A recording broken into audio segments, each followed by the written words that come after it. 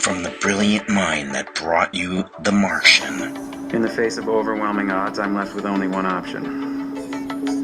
I'm gonna have to science the shit out of this.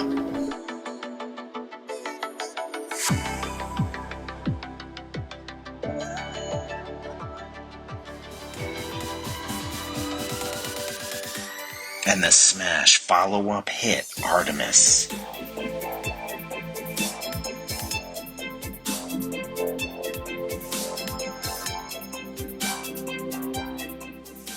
Comes a spectacular new work of fiction that can only be described as his best work ever. Project Hail Mary is a tale of discovery, speculation, and survival to rival The Martian and Artemis.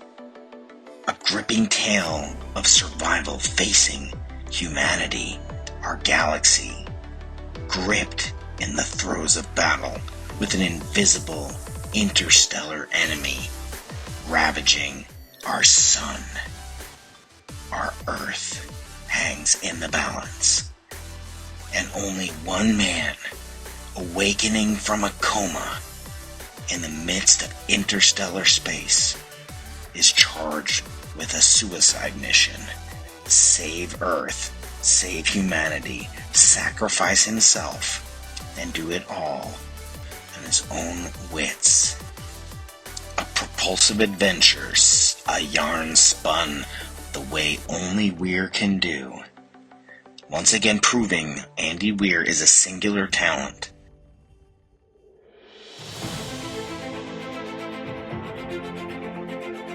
Any sufficiently advanced technology is indistinguishable from magic. Today's very special guest, it's Andy Weir, joining us from a location, I assume, up north in California, Andy? Yeah, that's right. And hi, thanks for having me. Yeah, I'm in Saratoga, California, which is kind of near San Jose. It's in the San Francisco Bay Area. It's a pleasure to welcome you back. We met a couple times when you were back. I can't say it's your alma mater, right? There must be some word for when you didn't graduate, but I think you've done okay, even though you didn't graduate. I do want to talk about your relationship to UCSD and stuff like that later, but I want to introduce you, Andy Weir, author of many, many wonderful works of art and science fiction, including Artemis, including The Martian, The Egg, and this book, Project Hail Mary, which I'll have my producer hold up on the screen. I listened to it. I read it in digital advanced copy form. And it's a book about a teacher who turns into an astronaut and then wakes up on a spaceship with amnesia and realizes it's up to him to save the world from an algae that's eating the sun. Now, Andy, I don't want to give away a spoiler, but it's almost impossible not to. So I'm just going to say, right, if you don't want the spoiler, just plug your ears for 1 second. But Darth Vader is Luke Skywalker's father. I'm sorry. It's time you knew. And Leia is the sister of Luke. I'm so sorry to give it away, but it's actually, I love this book. I think it's your best book. I know you're probably tired of hearing it, but you write. I'm never tired of hearing that. But the thing that really I love about this book, I've listened to all three of your most famous books, The Martian, Artemis, and this book. I think the spoiler grace period is at least a year. So people, they haven't listened to the read Artemis or The Martian. Too bad for you guys, but because we might spoil those books really thoroughly. But I love listening to the books. So the last before this one, I listened to this one. This is phenomenal. And actually, I think this one, you almost have to listen to it. So even if you buy it, please buy the audio copy too, because yes, buy both kinds. I appreciate that. And the hard copy. Hard copy. And then also just mail me some cash, please. Venmo too, Andy Weir. Exactly. Andy Weir.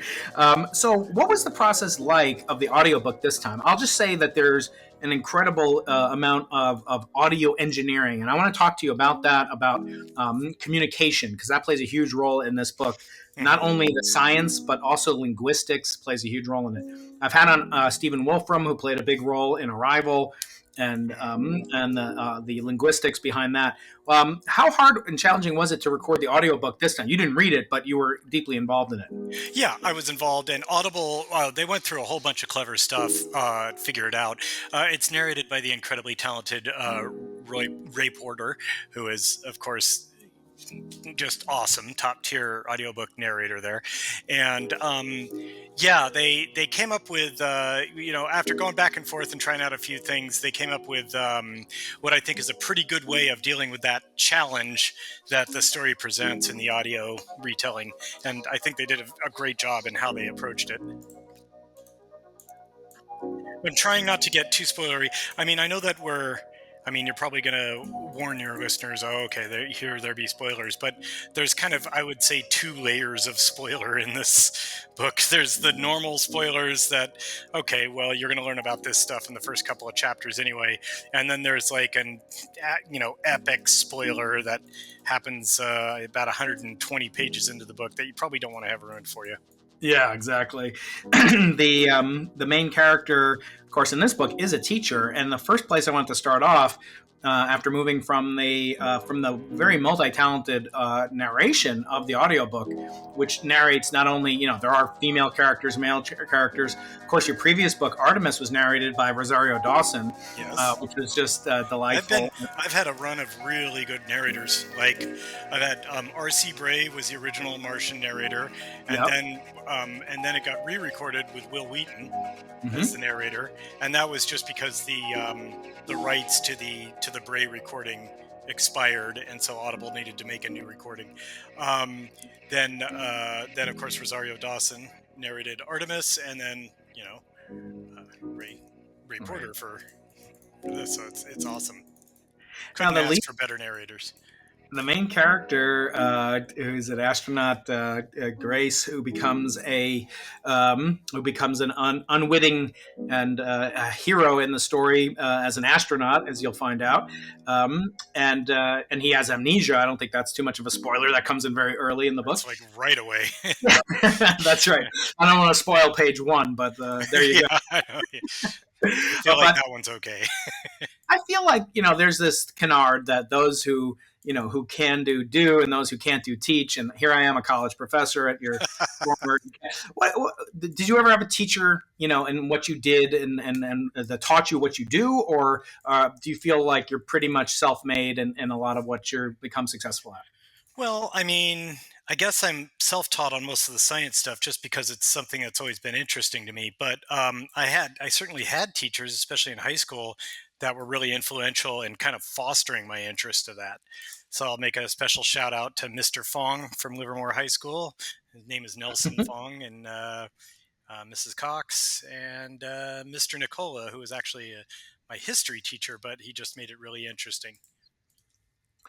Yeah, I think the depth of scholasticism here in the book, I was actually just teaching my cosmology, upper division cosmology class, and I was telling them, again, I have struggled, coming up with the name for what you are and how you relate to this fine university besides Epic Donor. And I want to thank you for the Weir airport. We needed that. Yes, the Weir airport, yeah. Spaceport. Oh, sure. We'll take that, yeah. Sounds good. But it was, really ripped from a lot of modern headlines. And we're talking about things today in my cosmology class that you can measure the distance to an object using many different ways. You can measure it using a ruler. You can measure it using the angular diameter that it subtends. And you can measure it using the luminance that it emits, if it's emitting luminance, and the inverse square law. And of course, all these, our tools are used in cosmology. But I think what I love about your books, including The Martian, which I made, required reading for my students, my graduate students, when they go down to Chile in the Atacama Desert at 17,000 feet, which makes a tiny appearance in this book, by the way. Yeah, they made the Atacama Observatory. Yeah, that's right. And I want to invite you, by the way, to the Simons Observatory at 17,200 feet in the Atacama Desert. Probably not doing that, but okay. Seems a little bit middle of nowhere-ish for my tastes. Well, it's one of the places NASA does go to simulate the Martian environment. But anyway, I know, yeah. the resourcefulness of the characters. And I know that you're a tinkerer. You're reputed to still have all of your digits, even though you have a circular saw that you use to make different objects in your home workshop. I think there's some kind of 3D printer maybe behind you. I don't know. That's a laser cutter, but yeah. Okay, so still that even more impressive. You have all your eyeballs. Yeah, you have your eyeballs and your fingers. I have a rule in my lab. I have a sign that says, "Don't look into the laser with your remaining good eye." Yeah. So was this always natural to you? Were you exposed to not to lasers, but were you exposed to like curiosity, tinkering spirit, building clocks, building stuff? Were you exposed to that by these mentors that you just gave shout outs to, or did it come naturally to you? That came naturally to me. I've just always had an interest in that sort of, you know, I really like mechanical systems, which is funny because I don't really write about them. But yeah, just the way things work has always been really fascinating to me. And so thinking about the book, I heard an interview with my friend Matt Kaplan, who's a member of the Planetary Society, Oh yeah, the Planetary Radio. He's actually coming to interview me next week here at UCSD. He's a friend. And he was saying, that it's what's remarkable about you is that you have this confidence, you have this thorough, research ability, which would make a great graduate student or research scientist. But you also are not afraid to just say, F it, I'm just going to make stuff up and have neutrinos store, energy. And how do you balance the hard science where you'll get the exact, because I look these things up, Andy, I look up the wavelength, and I actually have these memorized, what wavelength lines of the infrared does CO2 absorb at? This is pertinent to the book. That's not a spoiler, right? There's two of them. Yeah. You talk about those and the Petrova line, which it doesn't exist, but anyway.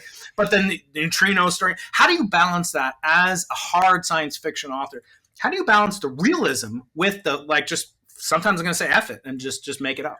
Well, I mean, usually I have to make something up. Usually I have to do something, but I want it to be as inobtrusive as possible. I want it to be, I don't want to, just give a ship a warp drive or anything like that. I want to minimize the violations to physics that I have to do. In the case of Project Hail Mary, it's like you have to go all the way down to the quantum level, literally, before you find where I was hand waving. And actually, you can use neutrinos to store mass. The problem is you can't store neutrinos. And so that's the part that I made up. You could use neutrinos, and the neutrinos really are their own antiparticle. If you do manage to get two neutrinos to whack into each other, then they would create two photons in this infrared band of wavelength.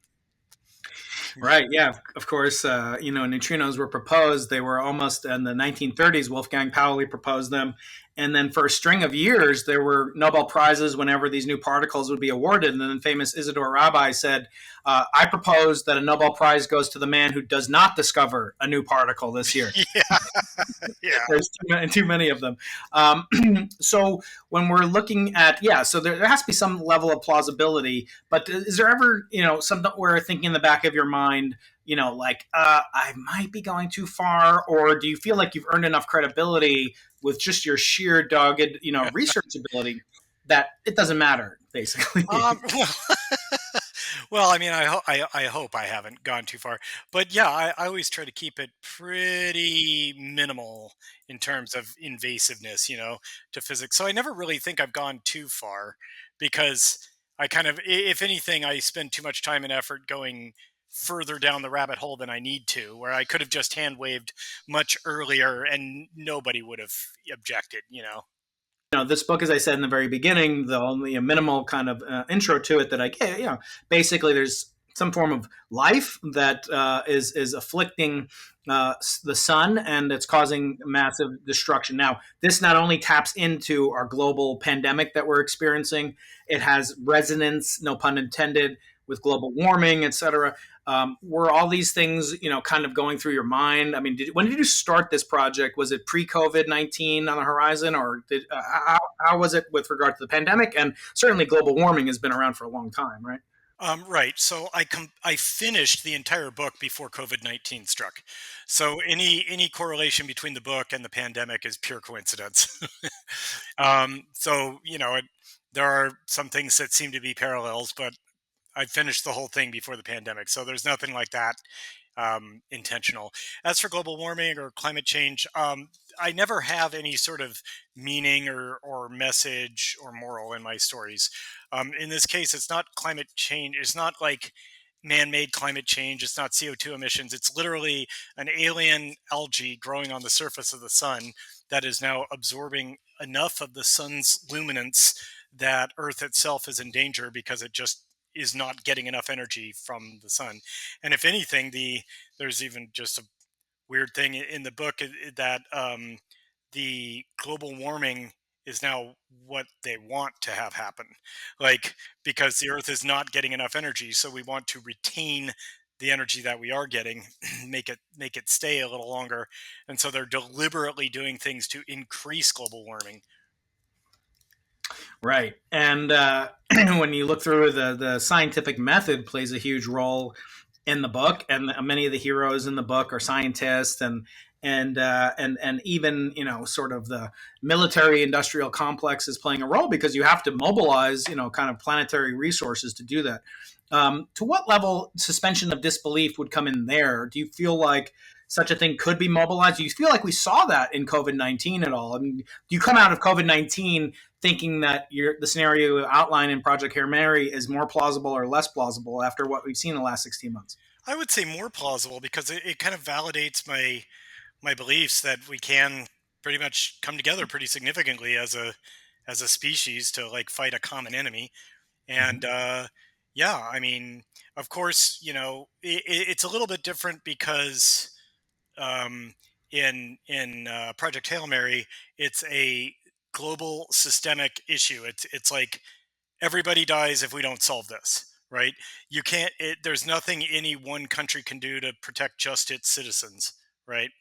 And that's not the case with COVID.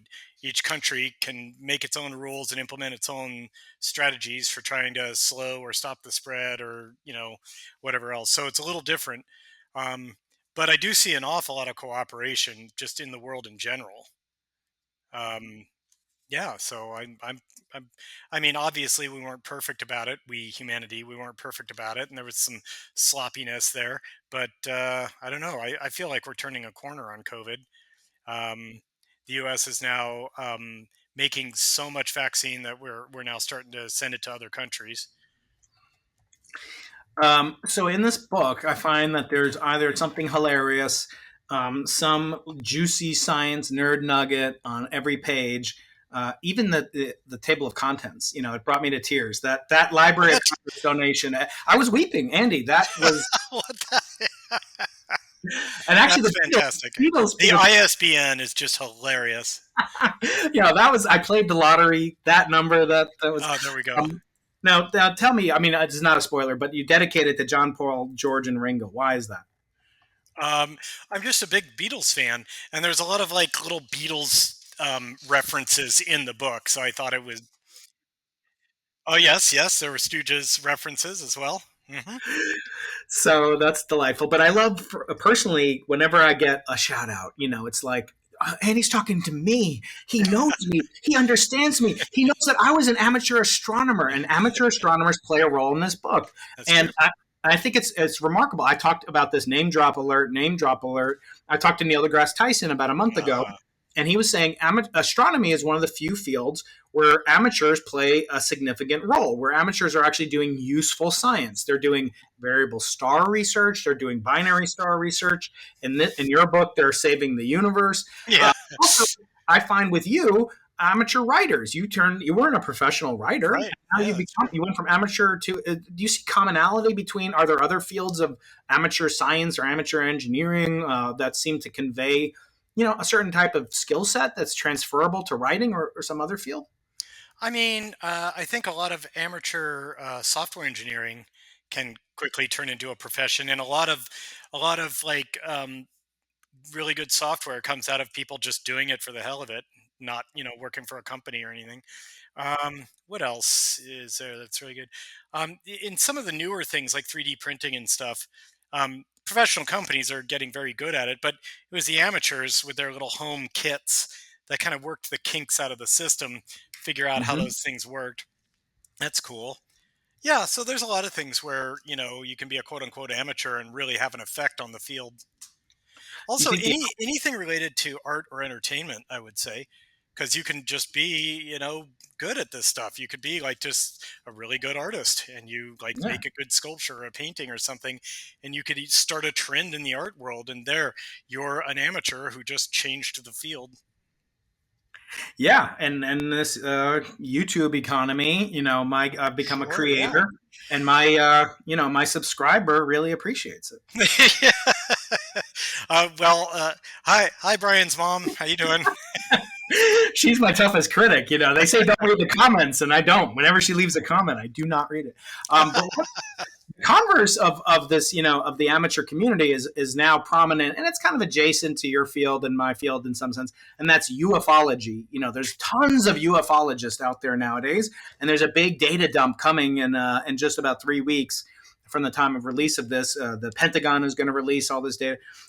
You must get harassed by tons and tons of media requests or what have you, or asked about it. Do you think that there's like almost the problem of too much data or garbage in, garbage out danger, or do you think it's good and healthy that so many amateur ufologists are out there? Well, I mean, I don't believe that we've ever been visited by any aliens, so let's be clear. But I mean, if people want anything that people do and take seriously as a science expands human knowledge, even if it's just to say like, yeah, I've confirmed that thing wasn't a UFO, it was an airplane, or that thing wasn't a UFO, it was a reflection off the camera lens, and so on. So there's, negative results are just as good as positive results in terms of advancing humankind. However, I do feel like ufologists, like many kind of, I don't want to be insulting, but pseudosciences, tend to not really follow the scientific method very well, and they tend to really start with a conclusion and then really try hard to work backwards to justify it. And so you'll almost always find some sort of leap of logic or some sort of gap in the proof that just, you'd never get away with that in a scientific paper, right? Yeah. Right. Yeah. And that's one of the contexts that, I was hoping we turn to next. And you actually spoke recently. We saw each other recently. You spoke at the SETI Institute virtually, and I'm one of their, minor contributors. I haven't reached the Weir level of the Weir airport at the SETI Institute, right? Right. the Jill Tarter helipad. Yes. But I gave a talk there a couple of years back, and I said, if one of my students handed in the Drake equation, I would fail her or him because it's never presented with error bars. It's like if you hand in an equation or a plot, and it's funny because it's like, here's this equation, and it's got 100% uncertainty. If you estimate something, it could be zero, it could be an infinite, or 10,000 alien, and so it shouldn't be so surprising. But one thing I love about this book, you could easily make a version of the Drake equation where for each of the input values, you have to specify error ranges, and then you can derive the error bars. Yeah. So I do that at my SETI Institute talk. Maybe I'll put a link here, somewhere over there in the video. And I do that, and I say, here's an example. Because one of the solutions to the Fermi paradox is that just as you and I go to the zoo, I take my kids to the zoo, that I don't let them bang on the gorilla cage and say, hey, here we are. Like, in other words, the aliens might not want to disturb us, right? So they might be here, but they don't disturb us. So we don't know that they're here because we don't they're not observable because they cloak themselves for some reason. And so I did an estimation. I said, I'm from San Diego. As you used to live here. We have the world famous San Diego Zoo and Wild Animal Park. Oh, yeah. And if you remember, we had this sculpture here on campus with this netting that's about 17 feet tall. And I always say that's to catch escaped giraffes from the San Diego Zoo. Oh, well, we always called it the koala catchers when I was there. I always give it as a quiz for the visiting string theorists that come here. What is that thing here? But anyway, so I gave an example in my SETI Institute. I said, like, how many people are at the San Diego Zoo right now? And you can go through the math. And if you don't give an error bar, it could be 0 or it could be 8,000. And it's actually close to about 8,000. But yeah, so I think you're right. If you can do something that expands human knowledge, that it reduces the Bayesian confidence interval, it tightens it up. And that's a service. And one thing I love about your book and all your books is that you think kind of like an alien. Like, in other words, you're kind of coming in, and one of those ways. Thank you, fellow human. I know that you are speaking in jest, for I am a human like you. I love metabolizing. Protocol, mitochondrial Krebs cycle violation. I love breathing oxygen. We too exchange long protein strands to communicate. Um, one thing I've thought about and has been in the astronomical community is where should we look? So one of my colleagues upstairs, Professor Shelley Wright, she studies optical SETI. And one thing in the book that you make quite prominent use of is that these algae, have a signature, and that perhaps other civilizations might also know about that signature. Do you think we've been going about SETI the wrong way? In other words, like, should we look for extraterrestrials using some kind of universal signature of that we are aware of? I mean, or are we, should we look as broadly as possible? I'm hardly qualified to comment on that, and much smarter people than me have already worked all those questions through at SETI. But don't they kind of do that with the hydrogen line? Yeah, there's a 21 centimeter line, but of course that's a radio line, and it's not as powerful perhaps as an optical line or something like that, or as the Petrova line, perhaps. Yes, well, yeah. But yeah. Oh, and by the way, just calling back to earlier in the discussion, my answer to the Fermi paradox is not the cloaking devices or anything like that. My answer is I believe there is probably, just looking at the Drake equation, there's probably intelligent life out there, but I also believe we will never be able to go faster than light, nor transmit information faster than light. So I think that there, if it turns out that the nearest intelligent life form is 1,000 light years away, like if they're looking at us with a super advanced telescope right now, they're seeing like the way things were in the year, 1021. And if we said hi right now, it would take 2,000 years to get a response, So I'm just, that my answer to the Fermi paradox is the inviolability of the speed of light. Yeah, that is certainly not only a good idea, as Einstein said, but the law as well. Yeah.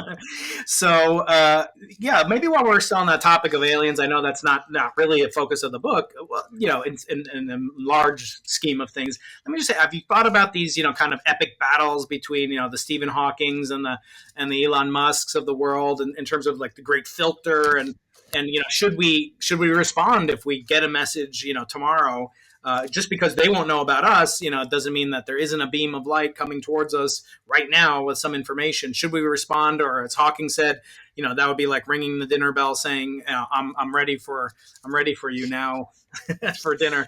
I have no idea how to answer that because it's all just wild speculation. But I would think if I would want to answer. So we talked a little bit about some of the connections in the book between, or rather in your past, between your upbringing, etc. I think I read somewhere your father was a particle physicist. Is that right? Yeah. Well, and your mom was. I say my mom was an engineer. I say particle physicist generally because it's easier than explaining the truth, which is he was a linear accelerator physicist. So he worked with electrons a lot, but he didn't do stuff with like, neutrinos or muons or anything like that. But yeah, that's what he did. And he's not dead, by the way. He's just retired. That's why I say past tense on he was of his. Yeah. I presume. What's that?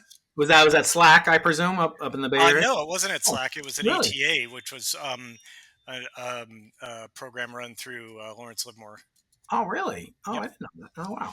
Yep. Oh, very interesting. Okay. So I want to talk about language. I've had on, as I said, Stephen Wolfram and also Noam Chomsky. And both of those gentlemen, we talked a lot about alien communication and how one would communicate with an alien. Of course, in Arrival, there's an alien species that comes to Earth and actually communicates directly through the spaceship with Amy Adams' character and in the Not Wonderful Novel by Ted Chiang. and then, of course, Noam Chomsky has thought a lot about communication, but always there's a gestural aspect to it. And in fact, as you probably know, Noam thinks that there is basically a component of language communication that is inherently kind of physiosomatic or something like that. That you basically need some way of communicating using your hands or some. What do you think about communication? How would you communicate with an alien species if you just got a beam of Morse code? Could you communicate with an alien species? Do you think, or how would you crack that particular nut, or how do you resolve such things? Well, any communication you have, you would have to send something that hopefully they would be able to um, identify as a key on what things mean, right? And so I don't know exactly how you would go about doing that, but yeah, it would be difficult for sure. And working out a common language requires pretty much near instant communication. Like you and the other party, like if you if you don't speak a word of like Cantonese, and you're talking to a Cantonese speaker who doesn't speak a word of English, if you're just like locked in a cell together, you guys will, over the course of probably a day, have a little bit of a shared language. But you work that stuff out with communication. You point at yourself and say your name. You point at the floor and say floor and stuff like that. And so it has to go back and forth and back and forth.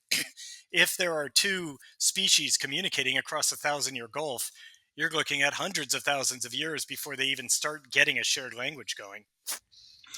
Right, that's a so-called Chinese room argument that says digital computer in another. It's a version of the Little different than the Turing Chinese room. test, right? The Yeah. Chinese room argument is just you can't tell the difference between if a computer understands something or is just regurgitating a preordained list of responses.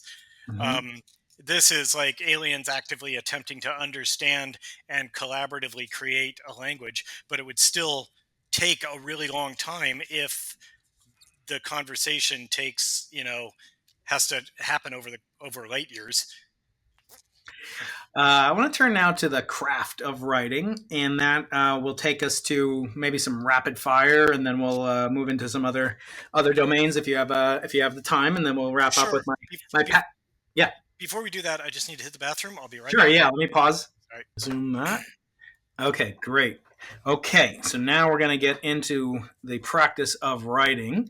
All right. Okay, so first of all, I'll do one rapid fire question. True or false, or yes or no, is the best way to sell your nth book to write your n+1th book?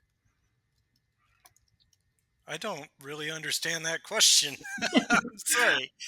Let's say you wrote the Project Hail Mary, and you want to make a really great success. I've heard that the best way to kind of get attention and get publishers and sell more books is to write your next book. Yeah, I've never heard that theory before. I would disagree with it. Okay. Next question, semi-rapid fire, is do you always write a book now with kind of the idea of a movie production coming down the pike? No, and I think that now my style of writing tends to be kind of cinematic because I see it in my head like that, but I'm not deliberately trying to make it movie friendly. And that's because my job is to write a book. If I want to write, and this is what I tell other writers who are asking for advice: if you want to write a movie, write a screenplay, no problem. But if what you really want in the end here is a movie, then write a movie.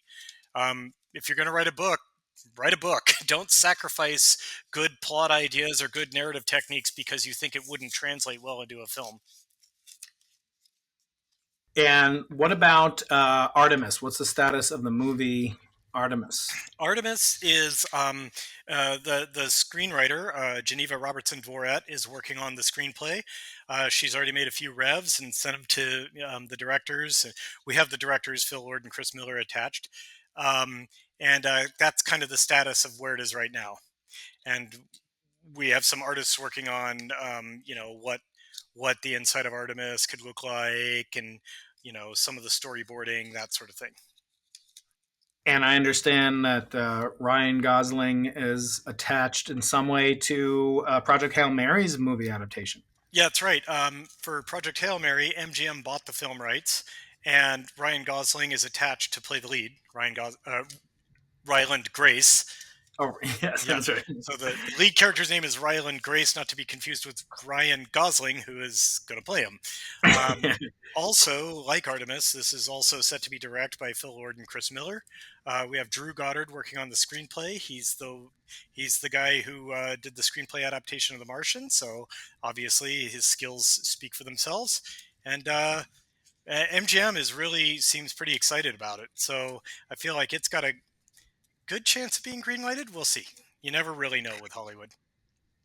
And is that pretty hands off? Like, would you go down? Would you be involved in it, or would you just be working? Well, I mean, I am involved in Project Hail Mary. I'm actually a producer on the film, so yeah. The reason I'm a producer is so that I could have some of the front end gross, um, just money wise, and so I'm my main objective is to stay out of the way of the real producers. But the end result is I am involved in a lot of these decisions. I'll offer my Mhm. opinions, but I try not to make waves or get in anybody's way. Right, right. Next up, I have. Let's see. Okay, do you write every day? Do you have like a writing target, 1,000 words a day? Do you have any kind of writing schedule, daily habits, rituals? When I'm working on a first draft, I try to make 1,000 words per weekday, or more accurately, I try to make 5,000 words a week with minimum levels. So the system I came up with is like by the end of Monday, I need to have 1,000 words written. By the end of Tuesday, I need to have 2,000 words written for the week. Wednesday, Mm-hmm. 3,000, and so on, all the way up to 5,000 for Friday. That system I kind of worked out over time. That way, if it's like a Monday and I'm plugging along and I blow through 1,000 words, I'm not encouraged to stop. Right? I'll just keep going and say, now I'm working off Tuesday's debt. So that's the system I came up with. Although right this moment I'm just kind of free form messing around working on the research for my next book. So I'm not writing yet. Do you have any other rituals, meditation, exercise, Nothing like sport, that. biathlon, Yeah. hunting, Uh, big game hunting? not quite so much. No big game hunting. No rituals. Just plugging along. Just doing the work, huh? I'm a much more Okay, boring guy than people suspect. yeah, no, that's well, it comes across, but it's a good thing. I think Okay. it's better than you're like living like Hemingway and then Oh, well, meeting an untimely end. Okay, best part and worst part about being a writer, a professional writer. well, the best part, of course, is that you're your own boss. You get to, yeah, and also it's one of the few creative jobs where you're basically a dictator. I mean, aside from your editor, giving you notes and stuff, you are the sole arbiter of what does and doesn't go into the story. If you're in film, well, there's a whole bunch of people who get input. There's the you know the screenwriter, the director, the performers often have things to say, the studio, and so on. But when you're a writer of a novel, it's just you. So that's kind of cool. The downside is you have to motivate yourself. There's no one breathing down your neck. I mean, sometimes if you have a contract, then your editor might give you a call. But for the most part, the the bad part of being self-directed is you have to also be self-motivated, and that can be difficult. And I also miss having a team of people that I work with because I came from software originally, and I miss like going to work. Well, of course, everybody does right now, but even before the pandemic, I missed going to work. I missed being part of a team. I missed, that environment, that camaraderie that comes with it. I really enjoyed my job as a software engineer, and the last engineering job I had before I left, I liked it. I really enjoyed it, and I hung on there much longer than I needed to just because I liked the work. I liked my coworkers. So I miss that. I think one of the most surprising things in the book is how prominent and important the role of Microsoft Excel is in this book.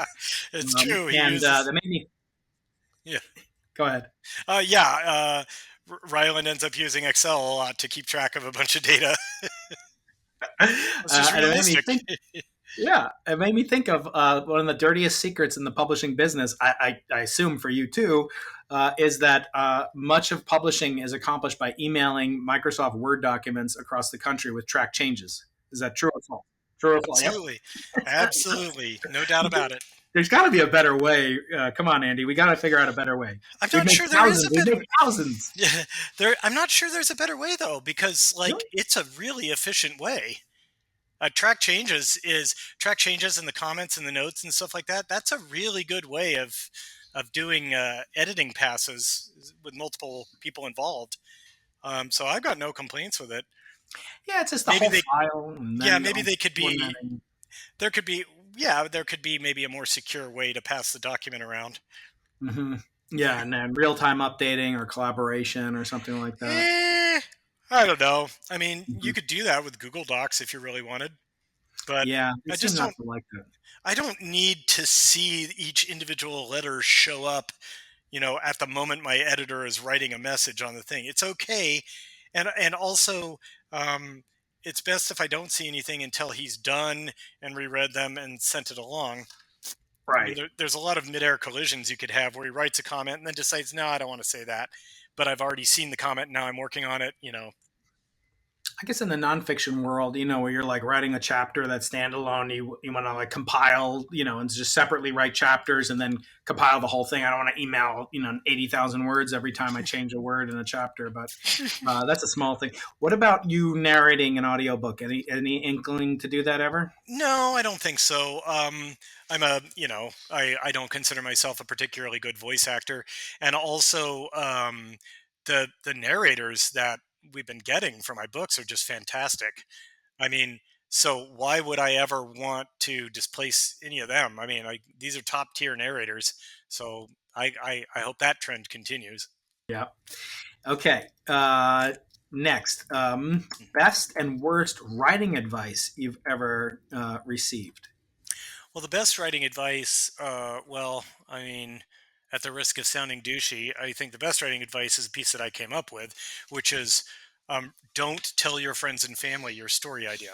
Well, you can tell them the basic idea, but don't tell them the details of the story, because it satisfies your need for an audience and saps your will to actually write it. So that's a good piece of advice. Let's see, bad writing advice. Yeah, I don't know. I'm having a hard time thinking of any bad writing advice.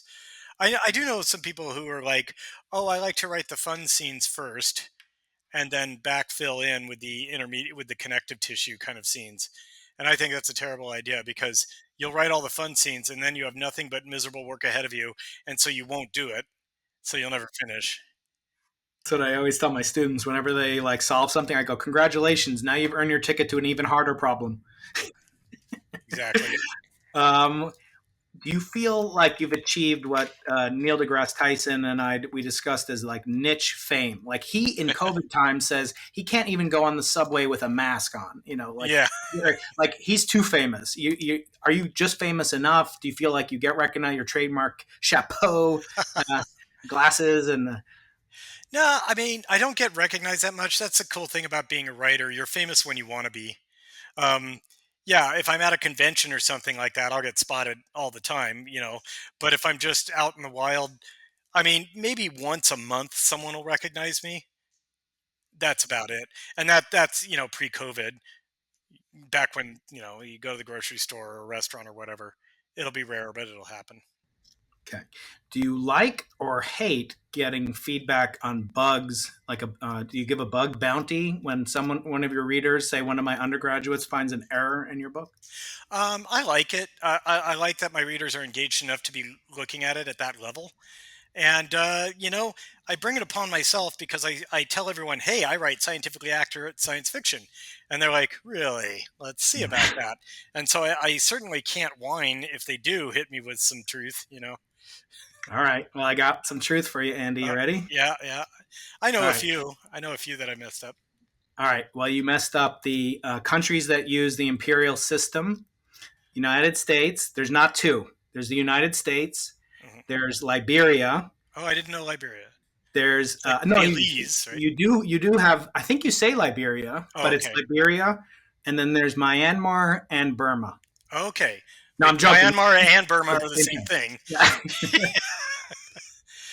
There's one more typo so my undergraduate Ben found that one, Uh, but I found one that the Earth. You talk about magnetic fields in a planet when you're talking about a certain mhm, planet that shall not be named, right. but you talk about planets need a liquid core, a molten core, Mhm. like the Earth, but the Earth has a solid core. Oh, we have the Uh, molten mantle. Okay. yes, so those are the only two Ah. bugs in the whole book.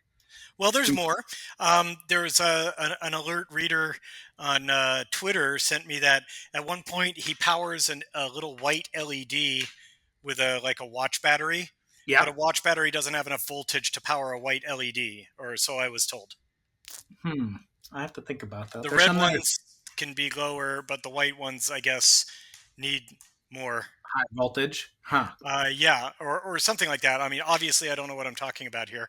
I'm just Yeah. going off of what What the guy somebody said. Yeah. what the guy told me. Hang on a second, I can If find only this. there was a kind of a world wide web, we could look that up. You know, Yeah, but who's one gonna do that? No, well, I was actually looking for 3.6 volts. Um, yellow is 2.1 volts.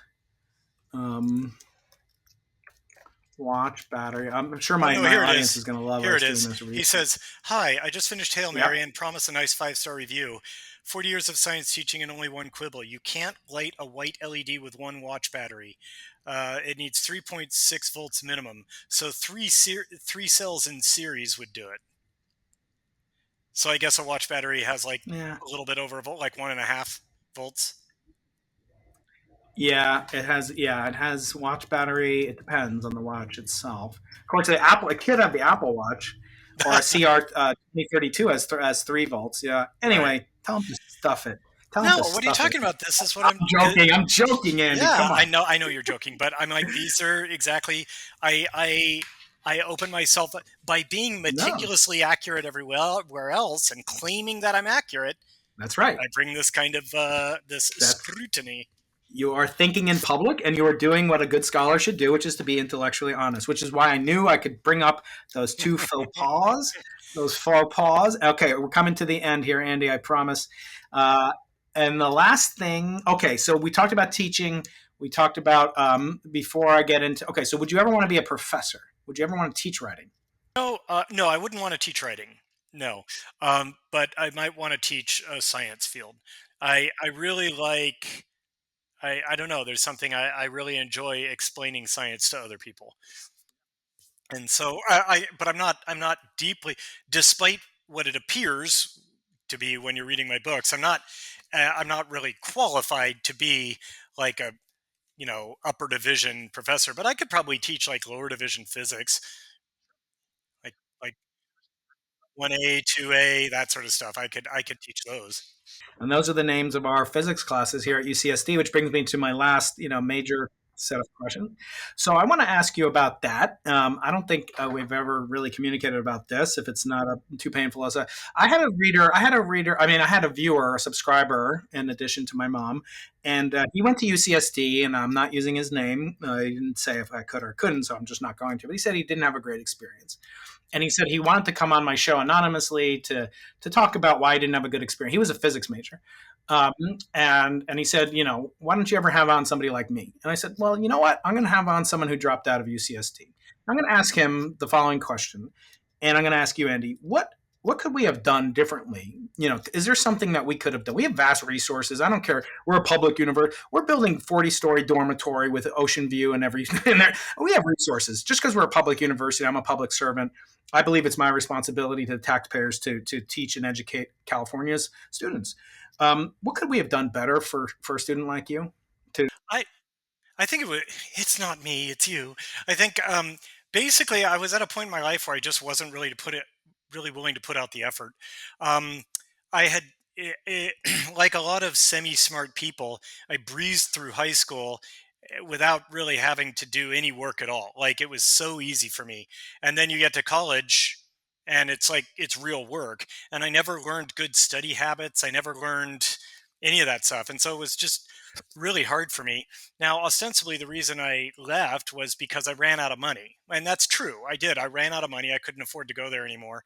Um, but I mean, if I had been working diligently toward a goal and I'd been making, getting good grades and was feeling like I was making progress, then I probably would have found a way to make it happen, student loans or something else. So I guess for me, I just didn't feel like super directed. I didn't feel like I just wasn't in a mindset to really put the effort into college. Also, remember, I was in computer science, and at the time, the tech boom was just beginning. And so there was also an economic thing. I was like, I could either go deeply into debt to continue this and get a college degree, or I can immediately, right now, start making a decent salary because no one in the tech industry seems to care if you have a degree. Also, so I don't think there's anything UCSD could have done differently. Although one thing, at the time I was there, I'm sure things are different. It's been a million years, but at the time I was there, the CS department was like woefully behind the times in terms of what it taught.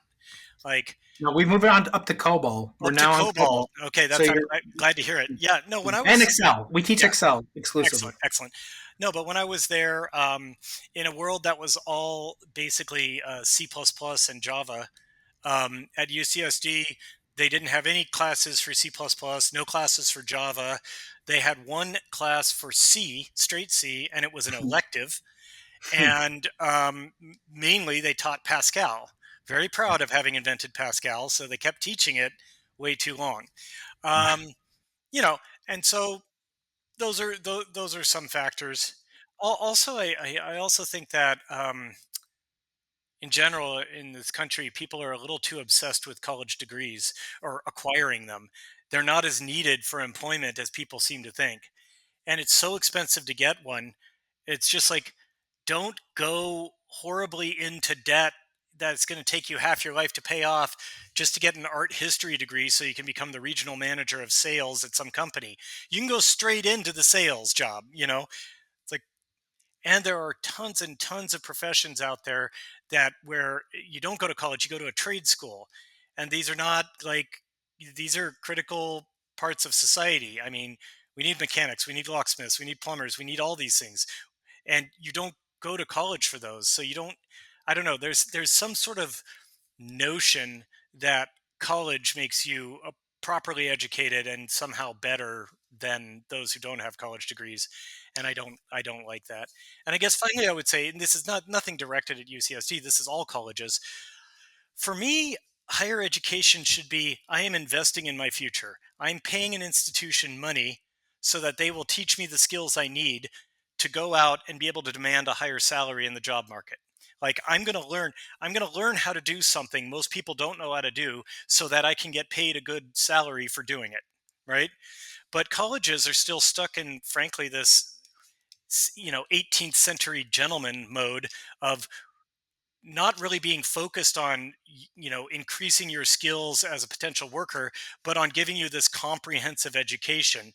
And I'm like, I can understand that happening in high school where you get like a big, broad education because they're trying to bring you up to speed with what we consider a minimum amount of knowledge for an adult in our country. But for college, I'm paying you to teach me stuff. So I don't want you, if I'm paying you to teach me how to program computers, I don't want you to say I don't get a degree until I write a report about Beowulf, you know? So I just, and I know a lot of people disagree with me on this, but I don't buy into the comprehensive education thing. I honestly think all colleges should work functionally like trade schools. If I go to a college to learn computer programming, that's all I want to hear about when I'm there. Nothing else.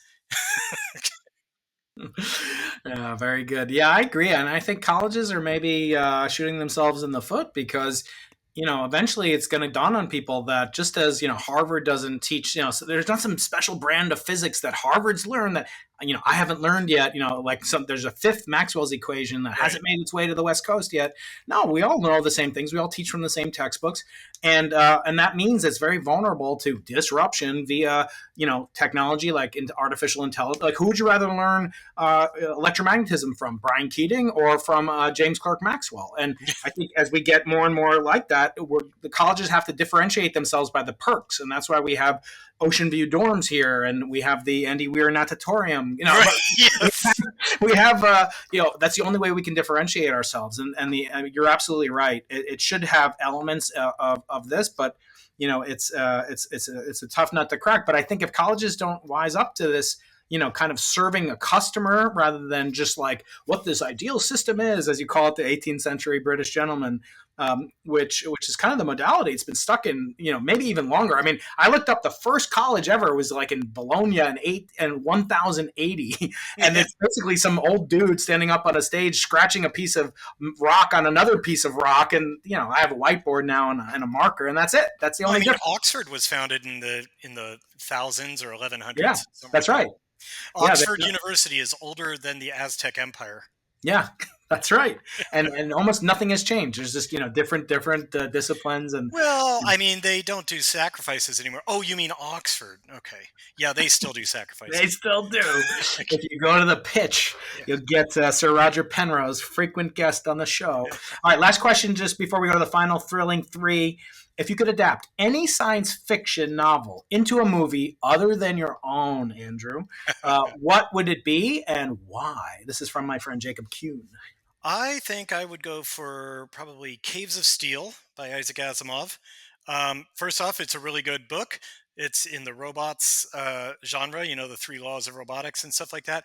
And it's the first book in a series. So it'd be cool if they made that movie and then it was successful and then they made more. Mm-hmm. Awesome. Okay, Andy, we are now in the final section, the so-called Thrilling 3, where I ask the Thrilling 3 patented questions, which I patented just a minute ago. Please do subscribe and like and comment on this, and go to my website, briankeating.com. You'll get notes and resources and get a chance to maybe even win and copy of Project Hail Mary, this wonderful new book by today's guest, UCSD attendee, Mr. M.D. Weir. That's a good one, right? UCSD attendee. Yep. UCSD mega donor. Okay. I've never donated a cent to you guys. I don't know why. I know. I think donor relations is going to come and get me. Okay. The first one has to do with your near future. When you reach the so-called biblical age of 120 years old, what ethical wisdom do you want to put? Not your material wealth, not your earthly possessions, but what material wisdom or values do you want to articulate to give to future generations as an inheritance for the future? I don't know. It's like, I guess I would mostly just pass along, like, not everyone in the society can relax and kick back. Like, you have to pull your own weight, I guess. You have to do your share of society's work. I guess you have to. I guess it's an old thing. What give more than you get, I guess. Fun fact, in the Bible, there's a commandment to take a day off every week. But people forget that the other part of that commandment is you have to work 6 days a week. It says you must work 6 days a week, which some of my kids don't recognize. No, I'm just kidding. Yeah. Okay. Number 2 involves an up-and-coming science fiction writer by the name of Arthur C. Clarke. Oh, and he just getting started, is he? Okay. Good. You might have somewhat of a career. You might hear of him someday. Anyway, you might remember 2001: A Space Odyssey. There are these monoliths, these menacing vehicles or capsules or whatever that are built by some unseen extraterrestrial species, which are eventually discovered by our solar system by human beings. And the response of the characters to these messages or warnings kind of encourages humankind to progress. First, they're seen on the savannah in Africa, then on the moon and floating around. In other words, I want to ask you, Andy, if you had an opportunity to make your monolith and have it last as a billion-year time capsule, not just years, what would you put on it or in it to kind of maybe triumphantly declare what humankind had learned in our existence? Probably a bunch of dick jokes. Not fart jokes? That was the oldest joke ever. Okay, there we go. Yeah. No, I don't know. I mean, to people a billion years from now, they're not going to be able to learn anything from me. So I think a value of a monolith from our era would be in learning about our own culture and our own history and what we were doing back in this ancient time. So I guess I'd try to impart information about history, our history, up to the present. And that would be done exclusively in an Excel document. Right. Lastly, now we're going backwards in time. And as you know, this Arthur C. Clarke personality had many laws, one of which was for every expert, there's an equal and opposite expert. Any sufficiently advanced technology is indistinguishable from magic. And that's how I open the show every week. On the show, I'm going to open with his actual voice. It's pretty cool. We got him to read it from Beyond the Grave. No, we found it somewhere here at the Arthur C. Clarke Center for Human Imagination at UC San Diego. But his third law states the only way of discovering the limits of the possible is to venture a little way past them into the impossible. And that's the origin of the name of my podcast. I want to ask you, Andy, what mysterious aspect of life might have perplexed you as a 20-year-old, a 30-year-old, but now makes sense because you had the courage to go into the impossible? In other words, what life advice would you give to your 20-year-old self? Well, I was a real screw up at 20. So, I mean, I would probably have reams and reams and reams of things to say to my 20-year-old self. But I guess the number one thing I would tell my 20-year-old self is you have a problem with anxiety and depression. You need to get help for it. Your life is going to suck until you get that help, and then your life's going to get a lot better. So go do that now. So I guess just identifying that I had that problem was, I wish I'd been able to identify and act on it earlier. How did you do that, actually, Andy? How did you achieve that betterment of yourself? Well, my main problem is anxiety. I mean, I had real problems with depression when I was in my 20s, but as Mm, I got older, the depression just kind of became anxiety instead. And throughout the 90s and stuff, if you wanted to get help for anxiety, it was generally like you'd be told, "Oh, here, do some breathing exercises or something like that," which is kind of like bringing a bucket of water to a forest fire. It's just, mm, you know, useless. mhm, mhm. Or just suck it up, you baby, kind of advice. But then it's actually when The Martian came out and it got popular, and I was horribly afraid to fly. Mm, I'm still am, but whatever. mm. I had a huge fear of flying, and I was saying no to, people would invite me to one place or another, and I said no, no, no. But then NASA invited me to Johnson Space Center for a week of VIP tours, and I'm like, I have got to do this, right? I cannot. I can't. I need. I want to do this, and so I said like, all right, maybe I can get some pills that'll knock me out, to be on a plane. So I started talking to a doctor, a psychiatrist about that. And she said, okay, we can work on that, but also, let's work on the, persistent generalized anxiety that you definitely have. And so she ultimately gave me pills that let me fly, and she's like, that's great, but I also want to deal with the long-term anxiety. So I guess what happened was I went to a doctor for one thing, and she said, I'll take care of that thing, but also you have this other problem, and let's work on that. And so she did, and she gives me now I have like long-term anti-anxiety meds um, that I take, and they help a lot. They've really improved the quality of my life. It's not like this magic thing. It's just things are now manageable. And I do therapy every week, which is, if you broke your leg, you wouldn't be surprised that you have to do physical therapy as part of your recovery. That's Well, exactly right. I just started doing therapy as part of the podcast. I have a sponsor now who does therapy, and I was like, much. I don't need to do therapy. But I was like, I don't sponsor something unless I actually try it. hmm. So that's why I'm doing these Roman blue pills. I'm taking these blue. No, I'm just kidding. I'm not Yeah, doing yeah, those. But I decided I'm going to do this online therapy, and I had resistance to it because I can solve my own problem. But I've been doing online therapy through this. I'm not going to mention it because this isn't an ad. But I said to myself, I go to a trainer on occasions. I mean, you can't tell from this massive physical specimen you see before you. But, we have we have coaches, we have, all sorts of things. Why not do that? As you say, if you hurt your leg, you'd go to a freaking doctor. And right. this is just like a coach. So I think you're incredibly, courageous, but I think it's in your self-interest to do it, right? It's my one little, I don't know, you know, for some reason, I guess you get a soapbox handed to you as soon as you're famous. But Mm-hmm. this is my quote unquote cause, is to, I guess, to try to destigmatize anxiety and depression. And Mm. just if you tell somebody, oh man, I broke my leg, people are like, Yeah. oh, that sucks, man. Sorry to hear that. But if you tell people you're like suffering from chronic depression or anxiety, there's a little bit of a stigma still to it. Mm. And so if I can do anything to destigmatize it, then that's good. And, by just kind of saying like, hey, everybody, I've got this problem. One of the most comforting things for me ever was reading Carrie Fisher's autobiography. What is it? Something drinking, wishful drinking is what it's called. And she's hilarious. The book is funny as hell, but also it made me feel good to see, Carrie Fisher's problems with like bipolar disorder, and it showed me, oh, hey, you can be kind of a little bit broken on the inside and still be incredibly successful and beloved by everyone. That's Carrie Fisher, right? Yeah. And a sad epilogue to that is I came within 2 weeks of meeting her, and I wanted to tell her that. I wanted to tell her how much her book affected me, but she died about 2 weeks before a convention we were both going to be at.